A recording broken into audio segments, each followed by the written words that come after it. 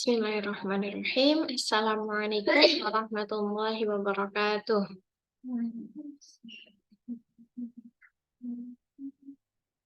Alhamdulillahirabbil alamin wassalatu wassalamu ala asyrofil anbiya'i wal mursalin wa ala alihi wa sahbihi ajma'in. Rabbi shrah li sadri wa yassir li amri wahlul 'uqdatam min lisani yafqahu qawli. Puji syukur kehadirat Allah Subhanahu wa taala yang mana atas izin Allah pada kesempatan malam hari ini Nima bisa kembali menyapa teman-teman semuanya di agenda Kultum Asrama. Bagaimana kabar teman-teman? Sehat? Alhamdulillah. Insya Allah ya. Semoga senantiasa dalam keadaan sehat walafiat. Amin ya rabbal alamin.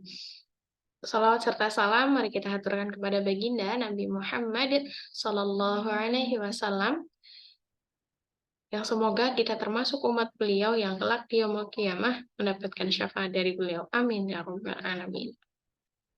Baik teman-teman semuanya, insya Allah pada kesempatan hari ini Kultumnya masih melanjutkan dari buku Menjadi Ibu Dambaan Umat karya Adil Fathi Abdullah.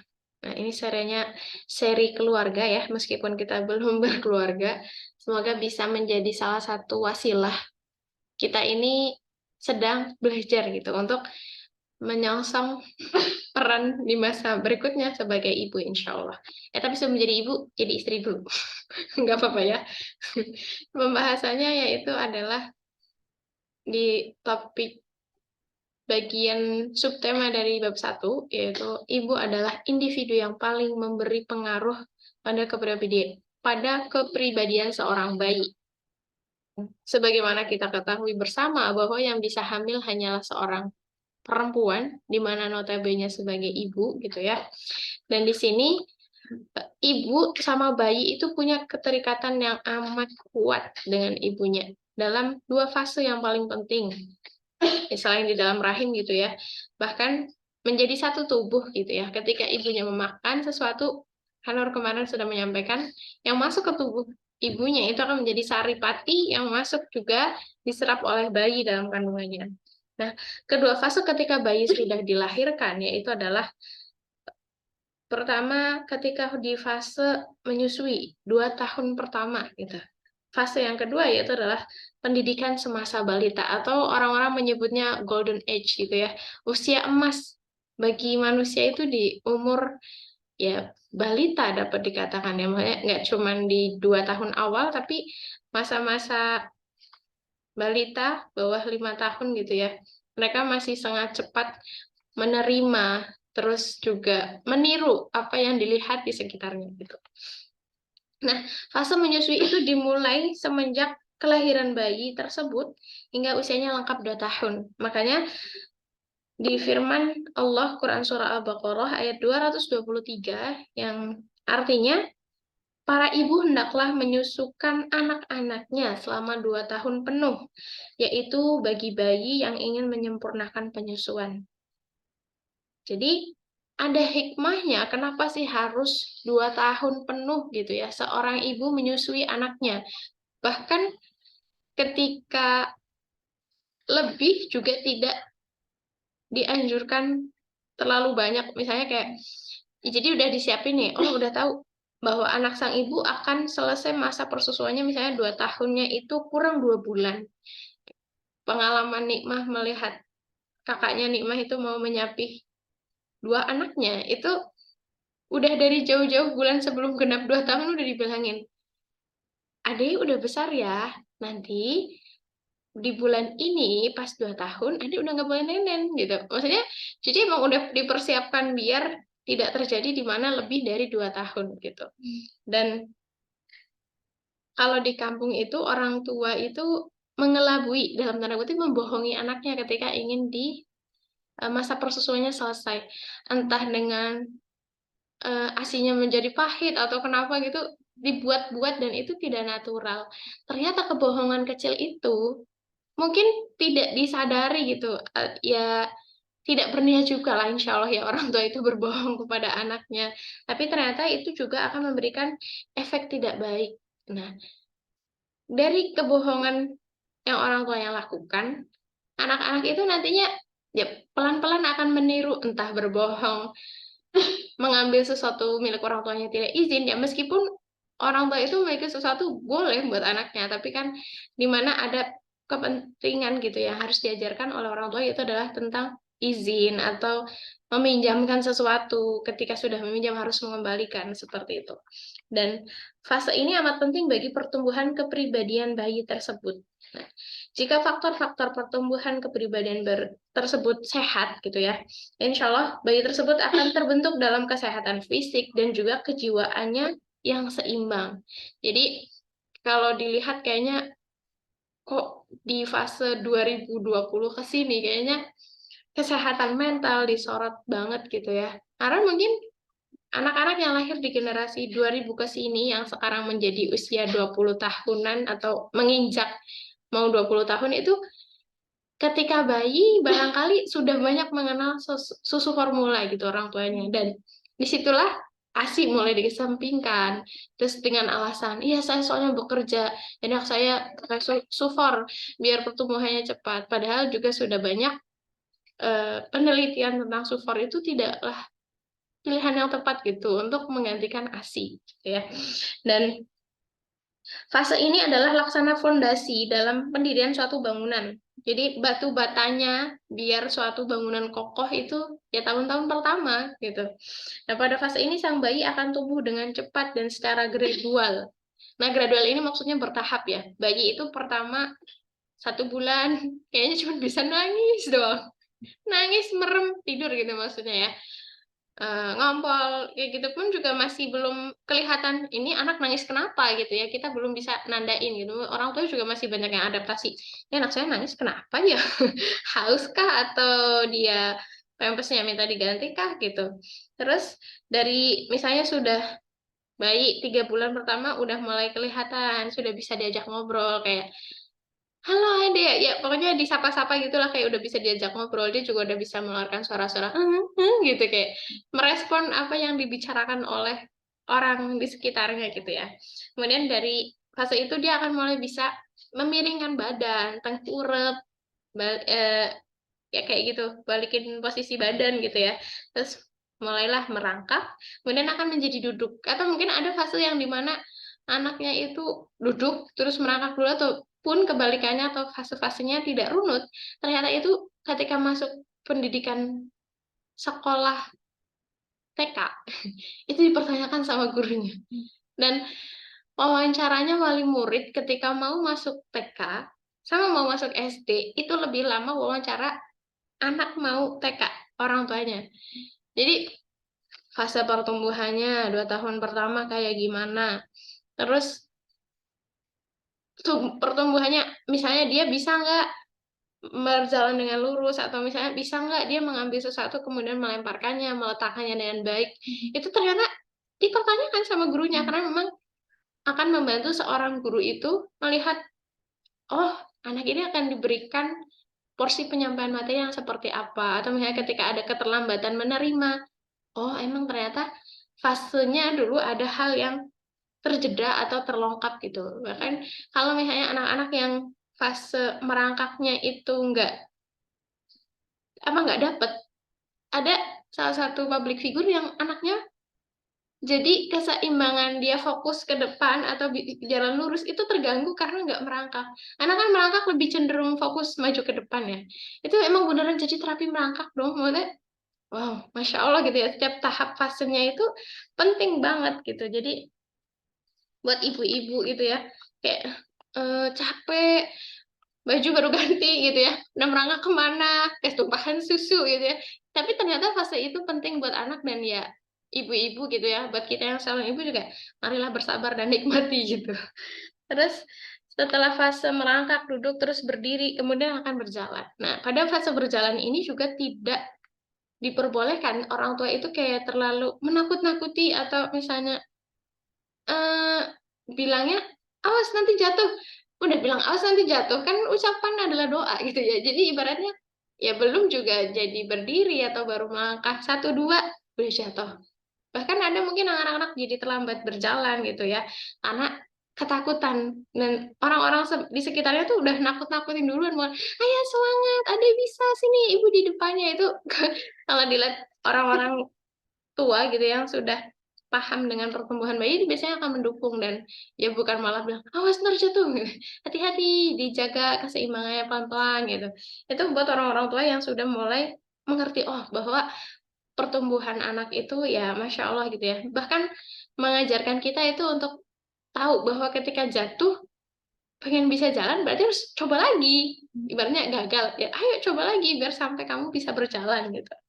Kemudian pada fase itu pula, selain pertumbuhannya cepat, kemampuan bahasanya berkembang sangat pesat gitu ya. Setelah sebelumnya ia berbicara tadi cuman kayak merespon, kayak ikut senyum, ikut ketawa gitu, lama-lama dia bisa memanggil pertama misalnya mungkin yang dia dibutuhkan mama gitu ya, karena akan butuh "nen" gitu. Biasanya anak-anak itu yang akan disebutkan gitu ya, kata-kata yang dibutuhkan sama dia dan mudah diucapkan. Kemudian dia akan mengulang kata-kata itu, kayak misalnya bisa manggil papa gitu. Papanya berangkat, mau kerja gitu, mau nggak ada apa sekedar telepon doang pada bukan papanya juga kayak, "Papa papa," kayak gitu, entah abi gimana gitu. Bahkan, keponakan Ima itu yang kecil, dia nggak bisa tidur kalau abinya lagi dinas luar kota dan nggak diteleponin dulu. Cuman dengar suaranya abinya doang kayak, "Assalamualaikum, Dede belum tidur," ya nanti tidak lama setelah itu akan tiba-tiba merem aja. Ya jadi emang kayak sosok yang sedang dia bisa bicarakan dan kayak butuh hadirnya, ya udah sekarang tuh udah banyak teknologi ya bisa menghadirkan sosok ayah dengan video call gitu. Kan nggak kebayang ketika para ulama-ulama terdahulu dididik oleh ibunya, tapi ayahnya itu berjihad di luar sana di medan perang. Tapi ketika ayahnya pulang nggak takut sama ayahnya, karena ibunya tetap bisa menghadirkan sosok ayah dengan ceritanya yang Masya Allah gitu ya. Dan itu nggak ada media membantu sebenarnya. Bener, jadi nggak bisa ngelihat sosok ayah gitu. Kalau sekarang kan ada ya, bisa video call gitu. Kemudian mulai merangkai kata juga, selain tadi setelah mengulang, mungkin 2-3 kata lama-lama jadi, "Mama mau makan," gitu. Bisa, kemudian terjadilah sebuah rangkaian kalimat lengkap gitu. Nanti ketika sudah mulai TK, dia akan mulai bisa bercerita kejadian di sekolahnya bagaimana, atau misalnya sudah 4 tahun gitu, udah berani main sama teman-teman di sekitarnya, "Aku tidak suka sama teman aku, soalnya dia minjam mainanku nggak izin dulu," gitu. Kadang lingkungan juga mendukung, apa ya, mendukung atau tidaknya pertumbuhan anak. Kadang ada yang, ya mohon maaf lingkungannya kayak yang lingkungan masih terpinggir atau marginal gitu ya, tentunya pasti pergaulannya dan bahasa yang akan membuat anak-anak tumbuh itu bahasanya seperti mana lingkungan dia tumbuh gitu. Kemudian tak lupa juga penulis mengingatkan tentang pentingnya air susu ibu bagi sang bayi dalam fase ini, 2 tahun pertama tadi, baik dari segi fisik maupun kejiwaan. Nah, telah banyak juga buku dan media yang telah menerangkan hal itu.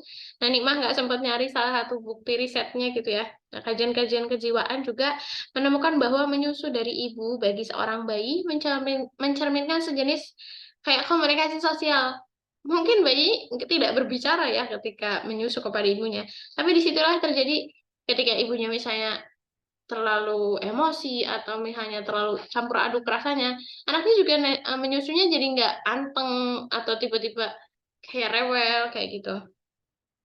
Yang di situ dipelajari sama anaknya kondisi, oh ibu aku lagi tenang, berarti aku bisa menyusu dengan tenang gitu. Bahkan Rasul ketika bayinya juga ya tidak mau menyusu dengan, maksudnya dari ibu susuannya itu kanan kirinya, tapi hanya memilih satu karena tahu bahwa ada saudara sepersusuannya yang punya hak kayak gitu di situ. Dan eh, komunikasi bayi dan ibu ibaratnya kayak punya ikatan batin. Kan menyusui itu dekap banget, didekap gitu sama ibunya, hangat pelukannya gitu. Jadi terjalinlah kontak batin kalau orang-orang bilang kayak kita nggak ngabarin ibu kita lagi sakit gitu ya, misalnya di asrama, tapi tiba-tiba nanti pas kita udah sembuh, belum juga cerita, pas lagi telepon, "Kamu kenapa nak kemarin?" Ibaratnya bahkan kayak tanggalnya, waktunya, keluhannya apa, itu ibu kita kayak tahu. Mungkin ibu kita nggak sampai sakit, tapi kayak tiba-tiba kayak deg gitu. Kenapa anak saya gitu? Kemudian bayi juga ketika tidak mendapatkan penyusuan alami dari ibunya dalam fase ini tidak disengaja gitu ya, misalnya karena sakit tertentu gitu ya, dapat misalnya mengalami gangguan fisik, kekurangan fisik gitu ya. Namun juga bayi akan mengalami gangguan kejiwaan gitu ya. Selain tadi karena sebenarnya bukan keinginan ibu dan anaknya juga, cuman ya karena suatu kondisi yang tidak memungkinkan, eh, kemungkinan juga ketika bayinya tumbuh itu akan mengalami gangguan kejiwaan. Nah, bayi tersebut berkembang tanpa disertai kasih sayang ibu dan barangkali darinya kemudian lahir sifat-sifat yang buruk gitu ya. Nah, penulis memberikan contoh di sini itu senang menguasai atau apa yang dinamakan oleh para psikolog sebagai keinginan untuk berkuasa. eh, Mohon maaf kalau anak-anak kecil itu yang minumnya susu formula pakai botol gitu ya, ngedot kalau kata orang mudahnya gitu. Itu kan itu kepemilikan dia. Kalau mau nambah berapa kali pun, kalau orang tuanya nggak bisa pintar-pintar menyetop gitu ya, ya itu anaknya akan terus minum itu. Nah, sedangkan kalau pas di penyusuan ibu dan anak gitu kan, tahu oh ibunya udah berapa menit nih intensitasnya atau anaknya udah berhenti nangis gitu ya, itu bisa menyetop dengan lebih baik gitu daripada yang si anak dikasih susu formula melalui botol minum bayi gitu. Kemudian hal ini juga tidak hanya terjadi pada bayi yang tidak mendapatkan penyusuan alami saja, namun bisa juga terjadi pada bayi yang tidak lengkap mendapatkan penyusuan yang alami dan terlalu cepat disapih.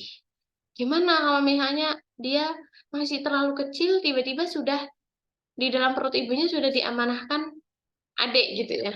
Ya itu bisa didiskusikan dengan dokter ahli gitu ya, biar baiknya bagaimana usia penyusuan si kakaknya gitu dengan adanya kandungan di perut ibunya gitu.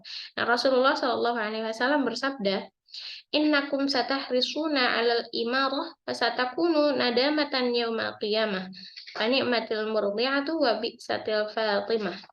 Nah, artinya kalian akan sangat ambisi terhadap jabatan pemimpin dan hal itu akan menjadi pangkal penyesalan pada hari kiamat.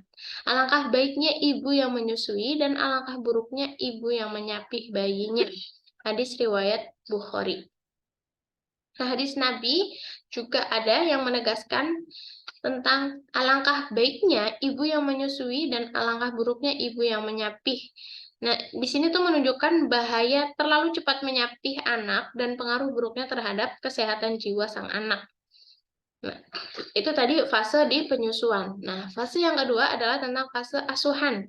Nah, fase pengasuhan ini dimulai sejak bayi berusia 3 tahun hingga ia berusia 7 tahun. Kalau misalnya teman-teman sudah ada yang membaca buku parenting ala Rasul gitu ya, dibagi dari 1 tahun sampai 7 tahun, anak-anak tuh dijajikan ya apa yang dia mau tuh dilayanin gitu, sambil nanti ada belajar sholat atau di usia 6-7 tahun gitu ya.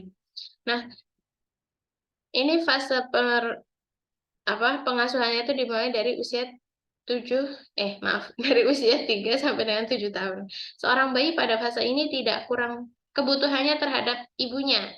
Nah, misalnya cintanya, kasih sayangnya dan dekapan ibunya dibandingkan fase sebelumnya. Nah, kalau eh, dilihat misalnya kayak ada anak-anak tiba-tiba nangis atau misalnya lagi rebutan nangis, salah satunya tetap anteng, kadang ya nyamperin aja gitu, cuman butuh dipeluk doang sama ibunya, habis itu tenang lagi, cuman ya, kayak jatuh gitu habis pulang main, tiba-tiba nangis nggak diobatin juga, cuman dipeluk doang. Nah, emang udah sembuh kan? Dan itu pernah lihat gitu ya, kenapa kamu menangis gitu kan? Iya, aku jatuh tadi di depan di lapangan gitu ya. Dia pulang belum juga diobatin, cuma dipeluk mamahnya doang. Udah mah, udah sembuh. Emang udah sembuh? Ternyata udah sembuh dari dia mungkin kagetnya ketika jatuh gitu. Jiwanya kembali tenang ketika ibunya memeluknya gitu. Makanya Rasul berpesan atau juga memerintahkan kepada para ibu gitu ya untuk memberikan hak kepada anaknya gitu ketika di usia 1 sampai 7 tahun gitu ya. Selama sang Loh. Ya, jadi mungkin ada kejadian selain kan di dalam kehidupan ada gitu ya, mungkin ibu yang harus mengasuh anaknya secara single parent gitu ya, entah karena bercerai atau meninggal dunia. Bahkan di sini Rasul tuh bilang, jadi hak kepada memberikan hak kepada sang ibu untuk mengasuh dan mendidik anaknya pada fase 1 sampai 7 tahun itu seutuhnya dengan ibu, meskipun ibu nggak harus kawin lagi ketika ibu seorang single parent gitu ya. Karena memang pengasuhan itu ibu lebih bisa kuat gitu menghandle posisi apa ya, untuk menjadi berperan gitu kepada anaknya, memberi pengaruh gitu. Kemudian dijelaskan juga dalam hadis bahwa seorang suami menceraikan istrinya dan suami kemudian membawa anaknya, maka sang istri ini kemudian mengadukan hal itu kepada Rasulullah Shallallahu Alaihi Wasallam. Kemudian Nabi bersabda yang artinya engkau lebih berhak untuk mengasuh anakmu selama engkau belum menikah lagi. Gitu. Jadi mungkin kalau perceraian ada persidangan hak asuh anak gitu ya, mau jatuh ke siapa nih? Dan ternyata Rasul menyampaikan ketika anak itu masih kecil itu lebih berhak pada ibunya, karena fase awal ibunya itu lebih bisa mendominasi bagaimana dia akan tumbuh nantinya, memberi pengaruh. Nah, hak ibu untuk mengasuh anaknya bukanlah semata karena besarnya peran sang ibu saja, melainkan juga karena pentingnya hal itu bagi kesehatan kejiwaan sang anak. Karena sang ibu adalah orang yang paling cocok bagi sang bayi untuk menjalin kontak sosialnya pada fase yang amat penting dalam fase-fase kehidupannya. Jadi, fondasi awalnya harus dibangun dulu dengan baik, biar nanti ketika mulai bersekolah, ketemu lingkungan lebih luas, dia menjadi anak yang misalnya tidak acuh tak acuh kepada sesamanya, atau dia bisa bergaul dengan baik. Ketika bertemu orang lain juga dia percaya karena ibunya sudah memberikan asupan kejiwaannya itu komplit gitu, misalnya dari latihan, eh, misalnya toilet training gitu, mempercayakan anaknya untuk mengerjakan hal yang menjadi kebutuhan dirinya itu secara mandiri gitu. Ya nggak harus ditemenin banget, tapi mungkin masih diantarkan sampai ke depan kamar mandinya. Setelah itu urusan itu bisa diselesaikan dia sendiri kayak gitu. Tapi misalnya juga hal-hal kecil, makan sendiri gitu ya, itu juga membantu anak untuk membentuk kemandiriannya. Dan di sini penulis melontarkan pertanyaan, siapa sebetulnya sosok yang sabar menghadapi seorang anak yang nolak makan, kemudian dia itu akan mengajak anaknya bercanda gitu ya, dan bermain dengannya hingga anak itu akhirnya mau makan. Nggak ada kan sosok itu selain ibu. Bahkan mungkin bapak-bapak juga kayak, udahlah sama mama aja. Padahal baru minta tolong disuapin. Eh, Pak, minta tolong ya suapin, ibu mau ngerjain gorengan apa misalnya gitu di dapur. Bapak-bapak tuh seringnya nggak sabar gitu. Udah sama mama aja gitu, sana ke belakang. Gitu. Dan siapa juga yang dapat menahan diri menghadapi kenakalan-kenakalan anak kecil dan bisa menahan kemarahannya menghadapi hal itu selain sang ibu? Dan siapa juga yang telaten mengurus bayi dan menangani kebersihannya selain sang ibu? Gitu ya. Ya, urusan segala hal gitu. Bayi itu ya ibunya yang melakukan gitu ya. Dan siapa pula yang bisa mendapatkan beban yang demikian berat namun masih memberikan cinta, dekapan lembut, dan kasih sayang selain ibu. Jadi meskipun lelahnya ngurus rumah tangga gitu ya, udah masak, nyapu ngepel, belum nyetrika baju gitu. Masih bisa gitu memberikan asupan kasih sayang kepada anak-anaknya, masih bisa tersenyum bahkan gitu ya. Ya meskipun nanti ada masa-masanya ketika seorang ibu juga marah, tapi nanti juga setelah sadar tuh ya, maafin ibu ya, menyesal sekali gitu seorang ibu ketika melakukan kemarahan atau mengungkapkan marahnya secara tidak sengaja sebetulnya gitu kepada anaknya. Dan seorang anak yang terikat dengan ibunya pada fase ini, pada fase bayi itu, dan mengenyangkan kebutuhannya terhadap perhatian, cinta, dan pemeliharaan sang ibu akan tumbuh menjadi anak yang lurus dari segi kejiwaan. Ia tidak akan memiliki gangguan kejiwaan, insya Allah gitu ya, seperti yang terjadi pada bayi yang tumbuh besar tanpa mendapatkan cinta, kasih sayang, dan perhatian sebesar cinta dan kasih sayang yang didapatkan sang bayi yang fase pertumbuhannya lengkap gitu. komplit. Nah, perasaan seorang anak bahwa ia dicintai akan mendorongnya untuk mencintai orang lain dan ia memiliki energi positif untuk bisa disebarkan kepada sekitarnya. Dr. Ashley Montage dalam bukunya Bagaimana kita membantu bayi untuk mengembangkan nilai-nilai akhlak-akhlaknya, dikutipkan gitu dari buku beliau, menurut riset yang dilakukan terhadap anak-anak pada fase kehidupan mereka yang pertama di rumah sakit atau di lembaga-lembaga lain. Nah, seorang bayi membutuhkan hal-hal lain yang lebih dari sekedar memenuhi kebutuhan fisiknya. Nggak cuman pakaian, mainan gitu ya, yaitu kan kebutuhan fisik. Nah, anak-anak itu diberikan makan dan dimandikan serta diberikan perhatian dengan sebaik-baiknya sesuai dengan kaidah ilmiah yang benar. Namun bayi-bayi kekurangan perhatian pribadi yang hangat yang biasanya diberikan oleh ibunya kepada bayi eh, dapat menimbulkan kekurangan perasaan dibantu dan diberikan dorongan kepada seorang bayi dan mereka kekurangan perasaan bahwa ada orang yang membutuhkannya. Kan tadi ketika misalnya simple aja gitu, anak kecil dimintai tolong sama ibunya, padahal dia yang mau makan gitu ya, diambil ya piringnya dirak gitu, padahal dia yang butuh sebenarnya, tapi disitulah menumbuhkan, oh berarti aku dibutuhkan nih sama ibu gitu, padahal yang butuh piring buat makan juga dia sih sebetulnya. Nah, atau dengan kata lain, ia kekurangan kasih sayang yang hakiki. Bayi-bayi tersebut tidak merasa tenang dan merasa dipenuhi perasaan takut serta gelisah. Dan mereka pada banyak kesempatan tidak mampu memberikan kasih sayang kepada orang lain. Jadi karena tangki cintanya tidak penuh, untuk memberikan kayak charge kepada yang lain, itu tidak sampai di situ energinya. Nah, bagaimana mungkin ia dapat memberikan cinta kepada orang lain, sementara dia sendiri tidak pernah mendapatkan kasih sayang tadi ya. Jadi, semoga kelak di masa mendatang ketika kita menjalankan peran sebagai seorang ibu, tangki cinta kita juga penuh dan bisa memenuhkan tangki cinta kasih sayang anak-anak kita yang nantinya bisa tumbuh besar memberi manfaat kepada sesama. Ya, itu kultum nimah pada kesempatan kali ini. Semoga ada kebermanfaatan yang bisa diambil. Akhirul kalam, bila taufiq wal hidayah. Wassalamualaikum warahmatullahi wabarakatuh.